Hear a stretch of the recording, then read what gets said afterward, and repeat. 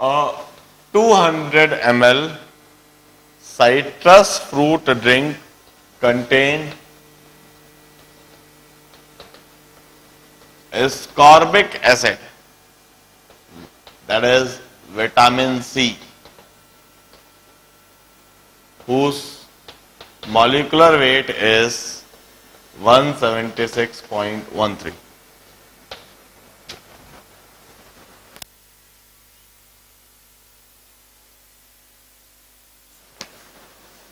Was acidified with H2SO4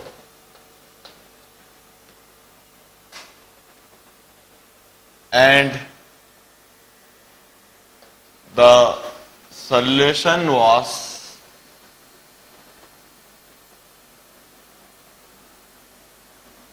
added with 10 ml of 0.25 molar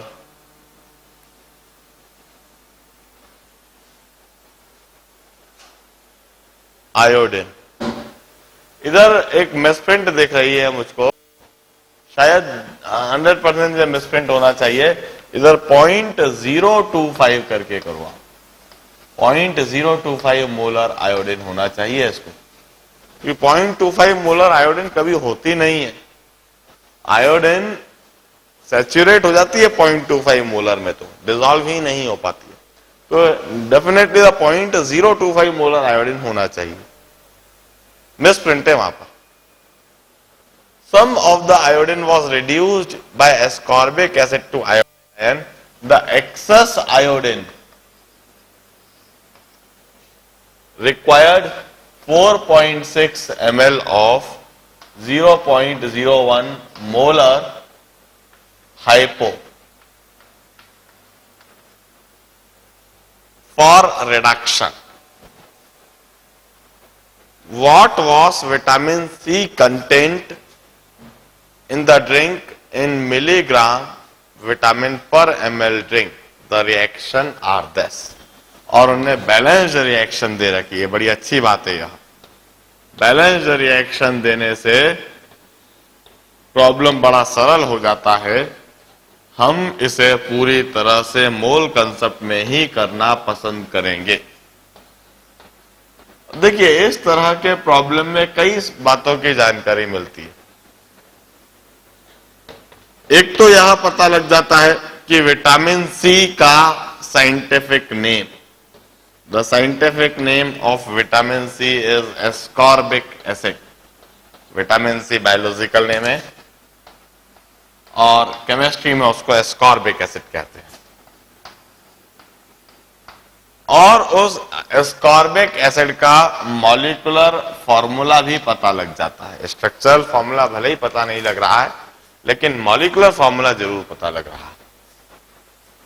जैसे vitamin C की कोई bottle है, खूब सारे ऐसे टॉनिक वॉनिक होते हैं, vitamin A, vitamin B, vitamin C के, तो ये विटामिन सी का कोई टॉनिक है, 200 ml का टॉनिक है। जैसे बॉटल पर लिखा हुआ रहता है, each ml of the liquid contain this much ml of और दिस मच ग्राम्स ऑफ। किसी भी बॉटल पर, मेडिसिन पर उठाकर देखेंगे तो उसमें जैसे कोई टैबलेट है तो लिखा हुआ रहेगा मिलीग्राम्स ऑफ ईच कंटेंट। और वही चीज पूछा है कि बताइए कि इस टॉनिक में, विटामिन सी का जो टॉनिक है, इसके 1 ml में कितने मिलीग्राम, और उसके लिए डेटा दिया है 200 ml एस्कॉर्बिक एसिड, जिसको विटामिन सी कहते हैं, जिसका मॉलिक्यूलर वेट 176.13 है। इसको एसिडिफाई कर दिया H2SO4 डालकर, जो सोल्यूशन बना वह 10 ml 0.025 मोलर आयोडीन से टाइट्रेट हुआ। कुछ आयोडीन बचा, उस आयोडीन ने इतना Na2H2O3 कंज्यूम करा। अब देखिए,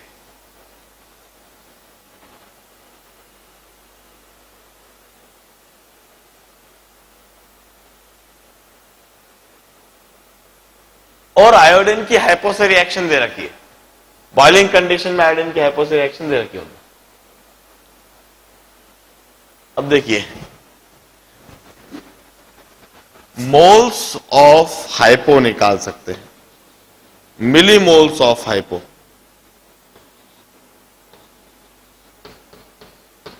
millimoles of hypo is 0.01 molarity into volume in ml. This is the millimoles of hypo.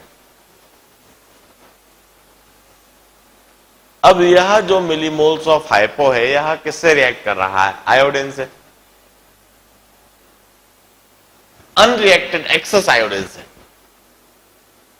तो इस मिलीमोल्स ऑफ हाइपो को देखकर हम unreacted excess millimoles of iodine लिख सकते हैं। देखिए, 1 मोल हाइपो 4 मोल आयोडीन से रिएक्ट करता है, तो इतने मोल्स हाइपो, यह जो मोल्स ऑफ हाइपो आया है यह into 4, this is excess unreacted millimoles of iodine. इतने excess unreacted millimoles of iodine इस सॉल्यूशन। अब इनिशियल आयोडीन के कितने कितने मिलीमोल्स लिए गए? इनिशियल मिलीमोल्स ऑफ आयोडीन कितने हैं? Molarity into volume in ML. So what is the reacted millimoles of iodine? Millimoles, इधर लिखता हूं, millimoles of iodine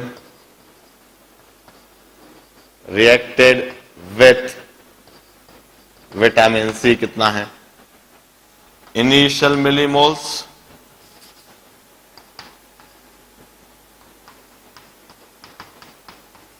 minus the unreacted millimoles,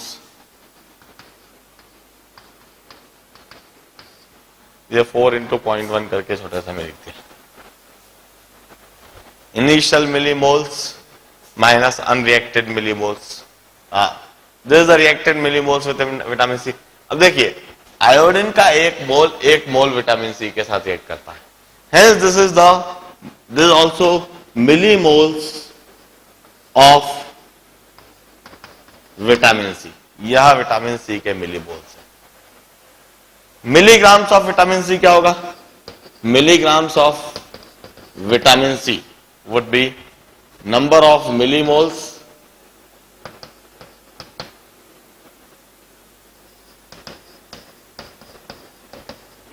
into its molecular weight. This is the milligrams of vitamin C. Now, milligram per ml of vitamin C is 0.25 minus 0.04 into 4.6 into 176.13 upon 200. This is milligrams per ml of vitamin C. Solve it in order to get the answer. Proceed with 47th problem.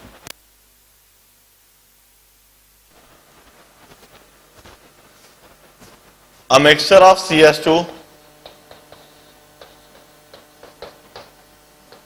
and H2S was oxidized,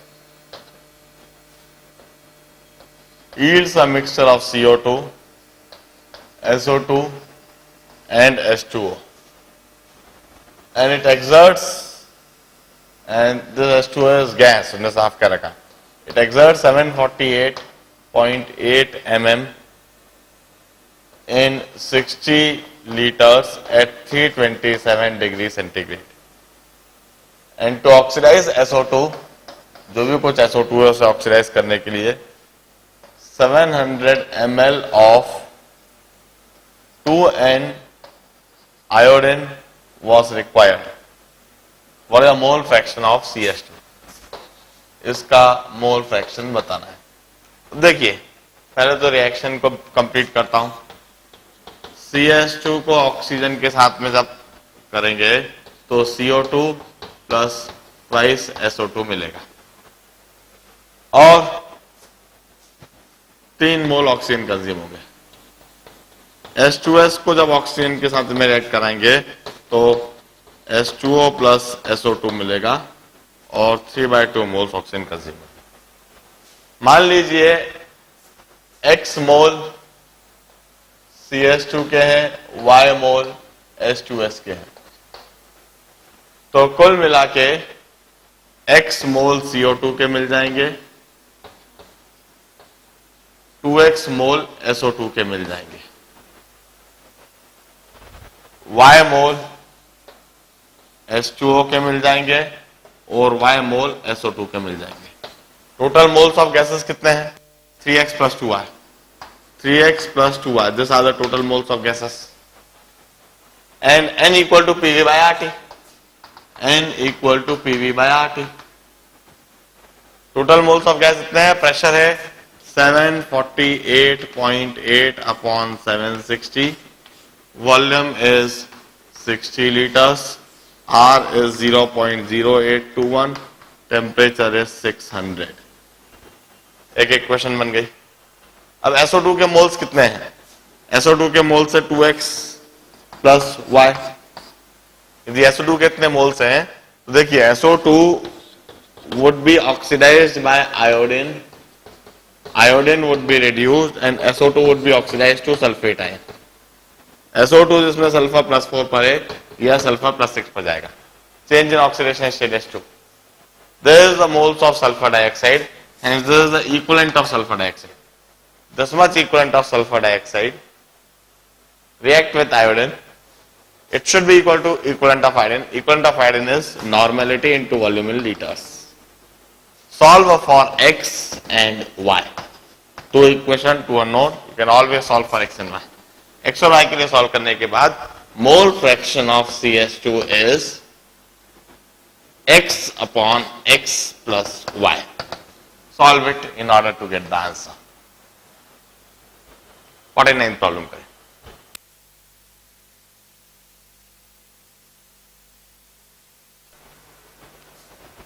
5 gram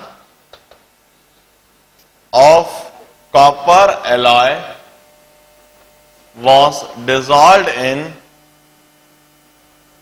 1 H2SO4 और 1 litre solution बना लिया गया।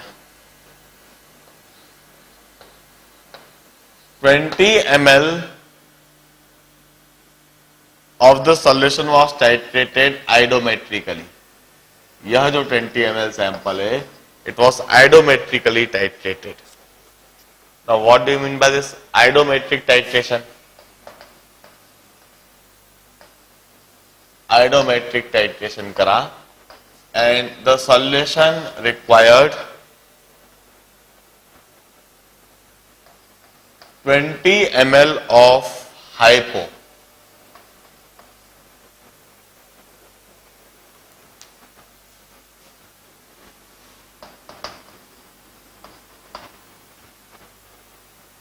अब उन्होंने कहा है, दूसरा एक ब्रांच दे रखा है 20 ml of K2Cr2O7 which contain 2.4 gram per liter of in presence of H2SO4 and excess Ki liberated some iodine and it required 30 ml of same hypo। Calculate percentage purity of copper alloy। मैं problem में involve reaction क्या हो रहा है यह चीज समझा देता हूं, क्योंकि जब तक मैं यह नहीं समझाऊंगा तब तक आप कर नहीं पाओगे। ध्यान से समझ लो पूरे प्रॉब्लम में हो क्या रहा है। आइडोमेट्रिक टाइट्रेशन थ्योरी समझाते समय मैंने आइडोमेट्रिक टाइट्रेशन बताया था। वह आइडोमेट्रिक टाइट्रेशन क्या होता है और प्रॉब्लम में इस आइडोमेट्रिक टाइट्रेशन के द्वारा किस तरह से परसेंटेज कॉपर निकाल लिया जाता है, यह सभी जो प्रॉब्लम है, इनफैक्ट यह प्रैक्टिकल प्रॉब्लम है जिनका इंडस्ट्रियल एप्लीकेशन है, लेबोरेटरी एप्लीकेशन है। यह जो रिसर्च सेंटर है होते हैं, उन सब रिसर्च सेंटर में इन सब रिएक्शंस का फ्रीक्वेंटली इस्तेमाल होता है। कोई कॉपर वायर है, उस कॉपर वायर में कोई कंपनी कॉपर का कुछ परसेंटेज क्लेम कर रही है और आपको कंफर्म करना है कि सचमुच में यह कंपनी जो कॉपर का परसेंटेज क्लेम कर रही है वह इस वायर में है या नहीं। क्योंकि किसी भी इलेक्ट्रिकल वायर में जो वायर की क्वालिटी होती है, जो कंडक्टिविटी की क्वालिटी होती है, वह पूरी तरह से निर्भर करती है कि उसमें कॉपर का परसेंटेज कितना है। कॉपर का पुअर परसेंटेज होगा तो पुअर कंडक्टिविटी होगी, पुअर वायर कहलाएगा, उसमें हीट लॉस ज्यादा होगा, उसमें वायर गर्म होगा, जलने के उसके चांसेस होंगे और अननेसेसरी पावर वेस्टेज होगा। तो इस तरह से हम कॉपर परसेंटेज जगह जगह पर निकालते हैं और वही कॉपर परसेंटेज, कोई कॉपर वायर है जो 5 ग्राम कॉपर वायर ले लिया, उसी 5 ग्राम कॉपर वायर में हमको कॉपर का परसेंटेज निकालना है। सबसे पहले क्या करा, 1 लीटर डाइल्यूट H2SO4 सॉल्यूशन लिया, उसके अंदर इस कॉपर वायर को डाल दिया। क्या होगा, यह कॉपर H2SO4 से क्या रिएक्ट करेगा, क्या कॉपर H2SO4 से रिएक्ट करेगा, क्या कॉपर H2SO4 से रिएक्ट करता है, क्या कॉपर H पॉजिटिव को रिड्यूस करेगा। क्या आप में से कोई भी मुझे बता सकता है कॉपर की H2SO4 के साथ क्या रिएक्शन होगी, क्या प्रोडक्ट मिलना चाहिए? एनीबडी सिटिंग हियर, आप में से कोई भी कॉपर की H2SO4 में डालने पर रिएक्शन होगी या नहीं होगी? नहीं होगी तो कोई बात नहीं है, लेकिन होगी तो क्या बनेगा? कॉपर की H2SO4 के साथ रिएक्शन होगी या नहीं होगी? हाँ हाँ, बोलो बोलो।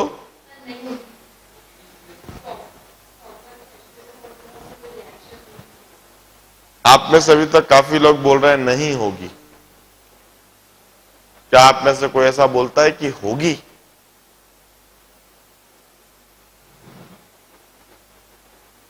कॉपर की H2SO4 के साथ रिएक्शन होगी या नहीं होगी? यदि आप में से कोई यह बोलता है कि हाँ कॉपर के H2SO4 के साथ रिएक्शन होगी, तो वह रिएक्शन बताए क्या होगी।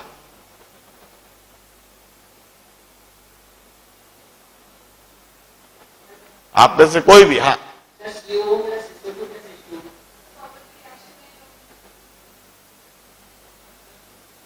देखिए मैं आपको एक बात बताता हूं। मैं अभी इलेक्ट्रो केमिस्ट्री चैप्टर आपको नहीं पढ़ाया हूं, इलेक्ट्रोकेमिकल सीरीज के बारे में वैसे मैंने आपको अभी तक बताया नहीं है। कोई आश्चर्य नहीं यदि आपको इलेक्ट्रोकेमिकल सीरीज का नॉलेज नहीं हो, लेकिन फिर भी मैं आपको एक बात बताता हूं। इलेक्ट्रोकेमिकल सीरीज में लिथियम सबसे ऊपर है, जिंक उसके नीचे, फिर हाइड्रोजन, फिर कॉपर, इलेक्ट्रोकेमिकल सीरीज में, और सबसे नीचे फ्लोरीन।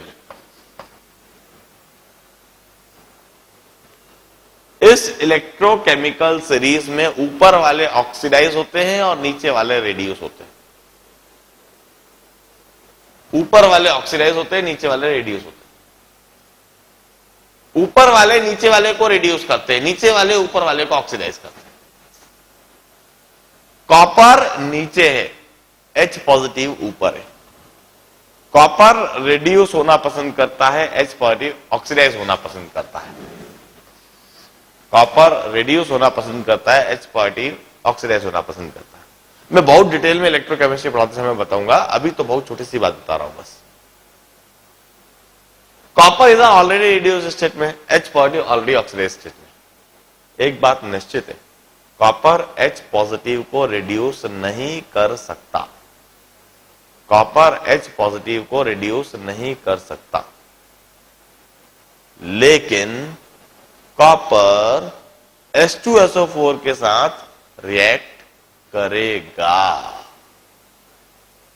H पॉजिटिव को रिड्यूस नहीं कर सकता, लेकिन सल्फेट आयन को तो रिड्यूस कर सकता है, जो कॉपर से नीचे होता है।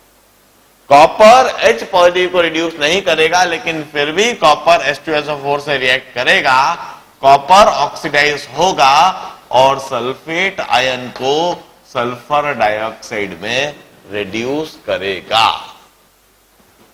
इस केस में हाइड्रोजन गैस लिबरेट नहीं होगी, H पॉजिटिव रिड्यूस नहीं होगा। इस केस में सल्फेट आयन रिड्यूस होगा, सल्फर डाइऑक्साइड गैस लिबरेट हो जाएगी। आप में से सिर्फ एक ने सही जवाब दिया था। This is the reaction that would take place. मैं बहुत डिटेल में इलेक्ट्रोकेमिकल सीरीज, इलेक्ट्रोकेमिस्ट्री, इसके बाद जो मैं चैप्टर कराने वाला हूं वो इलेक्ट्रोकेमिस्ट्री ही है। और इलेक्ट्रोकेमिस्ट्री में 2-3 बार हम इलेक्ट्रोकेमिकल सीरीज का डिस्कशन करेंगे और इसे बहुत डिटेल में डिस्कस करेंगे, कब कौन रिड्यूस करता है, कब कौन ऑक्सीडाइज करता है। और इलेक्ट्रोकेमिस्ट्री के बाद आपको काफी कुछ इनऑर्गेनिक और इनऑर्गेनिक रिएक्शन के कंसेप्ट समझ में आएंगे। अब कॉपर में को जब H2SO4 में डाला गया तो इस 1 लीटर सॉल्यूशन में से SO2 तो उड़ जाएगा, कॉपर सल्फेट होगा। 20 ml सैंपल में डेफिनेटली कॉपर सल्फेट आएगा।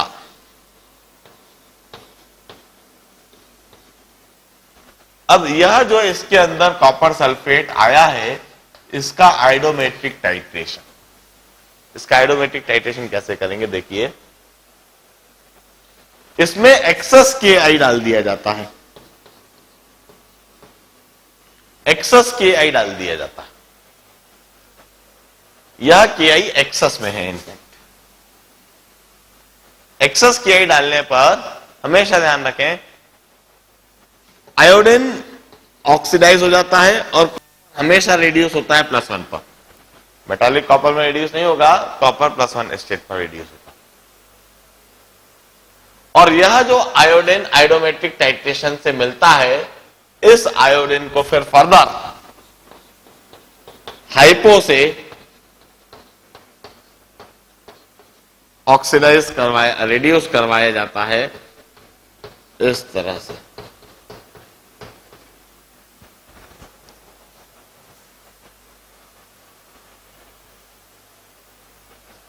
जो पहला ट्री है, उस पहले ट्री में यह रिएक्शंस हो रही है।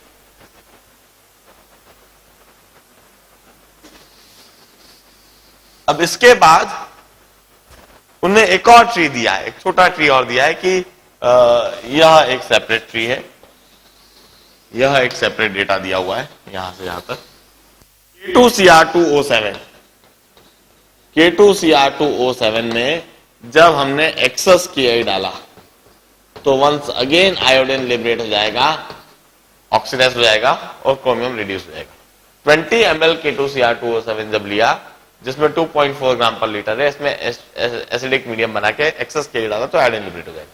और यह आयोडीन फिर वापस हाइपो से रिएक्ट करेगा और रिएक्शन होने वाली ऑलरेडी लिख रखी है।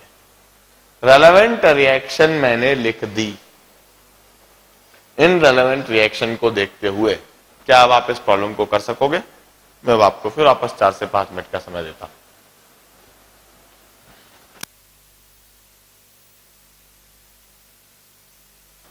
इस प्रॉब्लम में हमको दे रखा है 2.4 ग्राम पर litre of K2Cr2O7। 2.4 grams means upon 294.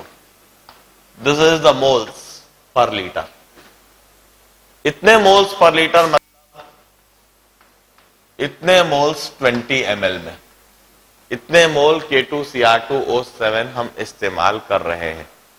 इतने मोल यदि K2Cr2O7 इस्तेमाल कर रहे हैं मींस इनटू 6, इतने इक्विवेलेंट K2Cr2O7 इस्तेमाल कर रहे हैं। इतने इक्विवेलेंट K2Cr2O7 हमने इधर यूज करे। यदि इतने इक्विवेलेंट K2Cr2O7 यूज करे मतलब इतने ही इक्विवेलेंट आयोडीन बनी। This is the equivalent of iodine. यदि इतने इक्विवेलेंट आयोडीन बनी है मतलब इतने ही इक्विवेलेंट हाइपो होने चाहिए 30 ml में। इक्विवेलेंट ऑफ हाइपो 30 ml में इतने होने चाहिए। This is the equivalent of hypo in 30 ml. It's equal to normality into volume in liters. This is the equivalent of hypo. और इधर से हाइपो की नॉर्मेलिटी आ गई। देखिए फिर वापस कैसे करा। 2.4 ग्राम पर लीटर, 2.4 ग्राम को मॉलिक्यूलर वेट से डिवाइड कर दिया। This is the moles in 1 litre, this is moles in 1 litre, this is moles in 20 ml।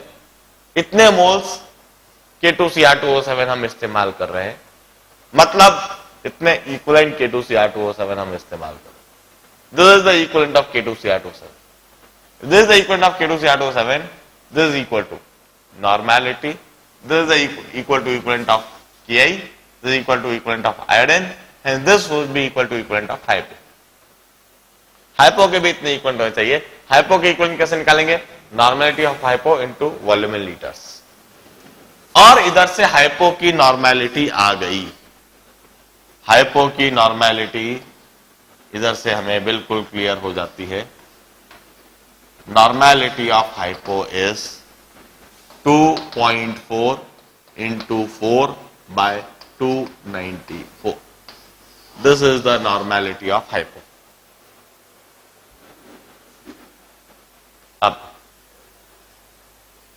अब हम इधर से चालू हो जाएंगे। इक्विवेलेंट ऑफ हाइपो कितने ले रहे हैं हम?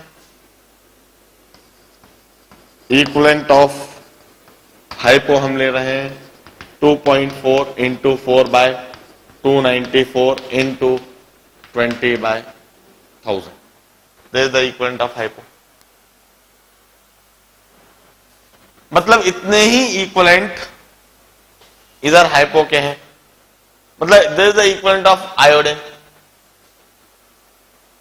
This is equivalent of iodine, equivalent iodine के हैं। Means this is the equivalent of copper sulfate. This is also equal to equivalent of copper sulfate. Copper sulfate के इतने ही equivalent है। Equivalent of copper sulfate आ गया। अब खास बात, इस रिएक्शन में कॉपर सल्फेट के इक्विवेलेंट और इस रिएक्शन में कॉपर सल्फेट के इक्विवेलेंट बराबर नहीं है, क्योंकि इस रिएक्शन में कॉपर सल्फेट का रिडॉक्स चेंज हो रहा है +2 से +1, इस रिएक्शन में कॉपर सल्फेट का रिडॉक्स चेंज हो रहा है 0 से +2। क्योंकि रिडॉक्स चेंज बराबर नहीं है, इसलिए कॉपर सल्फेट के इक्विवेलेंट्स इक्वेट नहीं कर सकते। हमें मोल्स ऑफ कॉपर सल्फेट निकालना होगा। हमने पहले इक्विवेलेंट ऑफ हाइपो निकाला, इक्विवेलेंट ऑफ हाइपो से इक्विवेलेंट ऑफ आयोडीन निकाला, इक्विवेलेंट ऑफ आयोडीन इस रिएक्शन की होगा, वह इक्विवेलेंट ऑफ कॉपर सल्फेट होगा इस रिएक्शन की। अब moles of copper sulphate in 20 ml, moles of copper sulphate is equal to equivalent of copper sulphate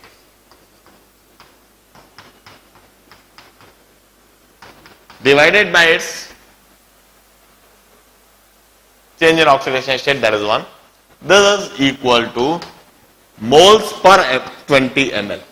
This is moles in 20 ml.